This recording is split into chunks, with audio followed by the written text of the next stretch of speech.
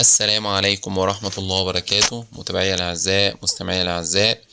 فيديو اليوم النهاردة عن كيفية التعامل مع الخدوش اللي ممكن تقوم تتعرض ليها أي سيارة في البوية. دلوقتي احنا معانا في الفيديو وزي ما احنا كده شايفين خدوش كتيرة جدا وخطوط كتيرة جدا موجودة، منها البوية بتاعة السيارة اللي اصطدمت بيها، ومنها الخدوش اللي واضحة أمام حضراتكم وتم إزالة جزء من البوية. زي ما انتم كده شايفين معانا احنا هنعالجها ازاي. في الفيديو تم استخدام أكثر من مادة، وطبعا احنا مش هنقوم نستخدم المواد اللي هما بيقوموا يستخدموها الصناعية زي التينر اللي هو بيبقى الحامي أو البنزين، لأ، ديت مواد معملية احنا استخدمناها وجربناها واستخدمنا أكتر من كذا مادة لغاية لما طلعنا بمادتين من المذيبات العضوية اللي احنا هنقوم نستخدمها معانا هنا النهاردة إن شاء الله في الفيديو. طبعا أنا بحاول أصور لكم قد إيه كمية الخدوش اللي موجودة، كمية كبيرة جدا موجودة لدينا، علشان لما احنا نيجي نتعامل معاها بالمعالجة. وادي اهوت خدش جامد جدا اهوت، ركزوا معايا، كبير اهو. لما نيجي نتعامل معاها بالمعالجة بالمواد اللي احنا استخدمناها نبين لكم الفروق اللي هتحصل ان شاء الله. ماشي، يعني ادي جهزنا المادتين بتوعنا. طبعا المواد ديت تقدر تتواصل معايا عن طريق الانتساب او عن طريق اي وسيلة كانت ان شاء الله، وابدأ اقول لك عن سر المادتين دولت، وتبدأ حتى تقوم تشتريهم واقول لك ما اماكنهم بتشتريهم منين او بتجيبهم منين. وركز معايا بقى في المعجزة الهائلة اللي احنا بنعملها، يعني الموضوع في قمة الروعة. يعني انا اول حاجة ببدأ امسح بقطنة، باخد جزء وببدأ امسح بالقطنة زي ما حضراتكم كده شايفين. ركز معايا وشوف ايه اللي ممكن يحصل. يعني ادي بص، يعني بدأت تبان معانا، بيبدأ يمحي اثر التجريح. يعني الجزئية ديت ركز كده معايا في الجزئية ديت، وهتلاقي رجعت جديدة كأن مفيش اي حاجة لمستها. طبعا هو ممكن ياخد بس 5 دقايق، لكن نكون احنا بس عندنا شوية صبر شوية، لكن في الغالب 3 دقايق او من دقيقتين يعني هيجيب معانا. بس انا هزود الكمية. طبعا المادة ديت ريحتها نفاذة جدا. بص بقى معايا اهو بدأ ما يتشرب اهو. ايه رأيك بقى؟ كأنها لسه جديدة. ركز بقى معايا كده بقى في الصورة وفي الصورة اللي انت كنت لسه شايفها في البداية.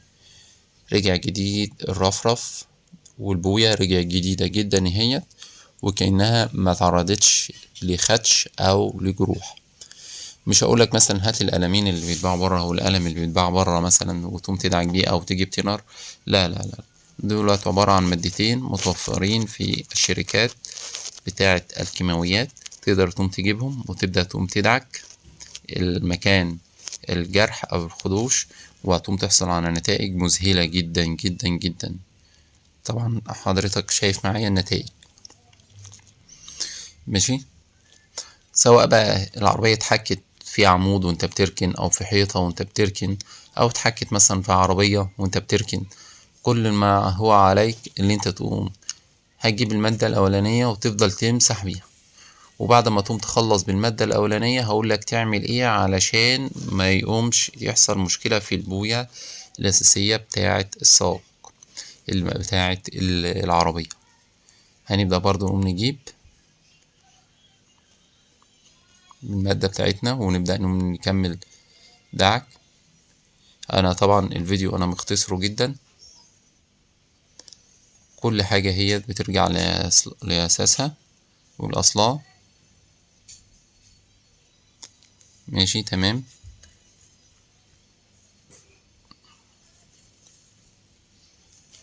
لو في بقى جزء كبير جدا، الجزء الكبير ده هو طبعا خدوش أدت لإزالة حتى المعجون، أو عملت ثقوب كبيرة جدا فطبعا ديت مش هيجيبها معانا السولفنت او المحلول اللي احنا مستخدمينه، زي ما انا بوضح كده لحضراتكم.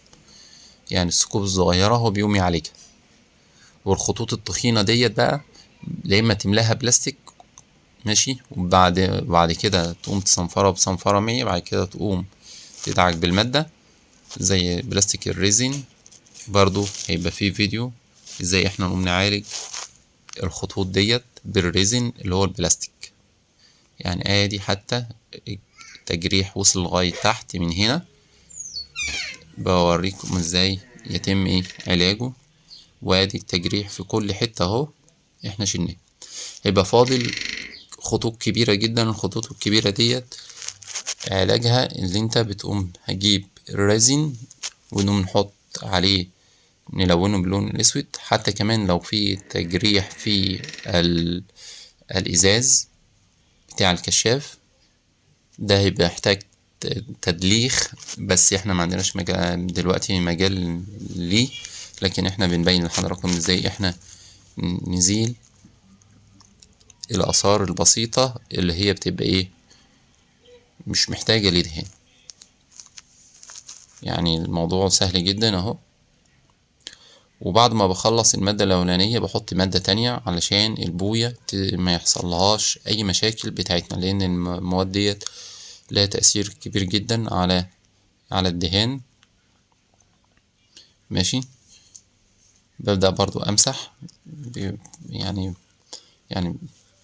منديل جاف وأنا شغال، يعني مثلا حد يكون ورايا يمسح الزيادة منه عشان ما يسببش مشاكل ماشي. لحد ما طبعا لو انتوا بصيتوا معايا ان هو بيطلع مع جزء من اللون بيطلع معايا جزء بسيط جدا ماشي. بعد كده نبص لها من بعيد ونقارن بالصور اللي فاتت. يعني ادي هيت ما بقتش باينه خالص ولا في اثر خالص للي هي كانت متجرحه لحاجات بسيطه. وارجو تكونوا استفدتوا من فيديو اليوم. السلام عليكم ورحمه الله وبركاته.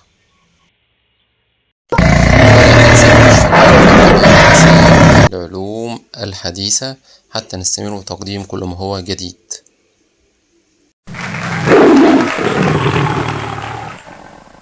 من فضلكم لا تنسوا الاشتراك في القناة والإعجاب بالفيديو.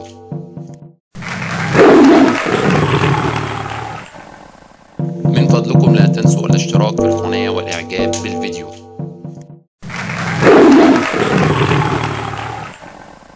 من فضلكم لا